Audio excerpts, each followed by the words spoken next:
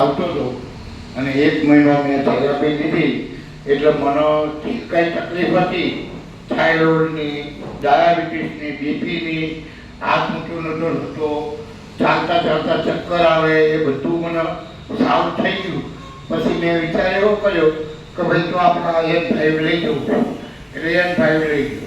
પછી વારાફરતી મને જેમ જેમ મારી જોડે પૈસાની સગવડ થઈ એમ આ બેલ્ટ લીધો એ પછી થાઇરોઇડનો બેલ્ટ લીધો, સ્ટોન મોટા લીધા, બધું મેં મારા ઘેર વસાવ્યું છે અને હું રોજ મારા ઘેર 2 વખત થેરાપી લઉં છું.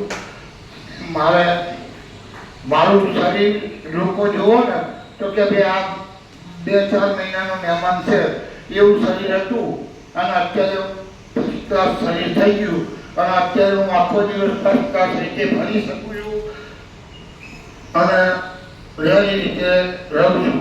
અને મારું આના કારણે મને એવું લાગે કે મારું 25 વર્ષ આયુષ્ય વધી ગયું.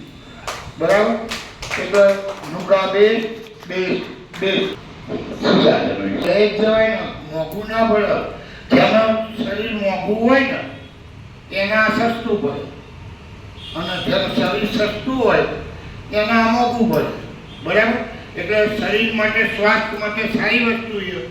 એટલે ધીરે ધીરે પૈસા ભેગા કરીને, એકઠા કરીને કે આપણે આપણા ઘેર વસાવવું જોઈએ. અને ઘેર વસાવો અહીંયા તમે એક થેરાપી લેવા આવો અને ઘેર તમારા ઘરના સભ્યો જેટલા હોય એ બધા થેરાપી લઈએ કે વારાફરતી. એટલે બધાને લાભ મળે અને બધા તંદુરસ્ત રહે, સારા રહે એવી ભગવાનને મારી પ્રાર્થના. હું રોજ 2 વખત લઉં છું. રોજ 7 ગોળી લેતો હતો હું. થાઇરોઇડની, ડાયાબિટીસની, બીપીની, બધી એક ગોળી, 7 ગોળી લેતો હતો રોજ સવારે ઉઠી.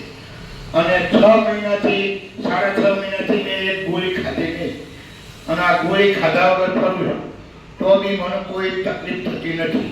અને પહેલાં જ્યારે મારું શરીર નબળું હતું તો 1 દિવસ ગોળી ના ખાઉં અને કલાક પછી મને તો મારા શરીરમાં ફીલ થતી હતી કે ભાઈ ગોળી ખાઈ જ પડશે, ગોળી નહીં ખાઉં તો હું પડી જઈશ તો મુશ્કેલી થશે. પણ 6 મહિનાથી મને કોઈ મુશ્કેલી 6.5 મહિનાથી નહીં થઈ અને કોઈ જાતની તકલીફ નહીં થઈ. એટલે સારું છે. નુગા બે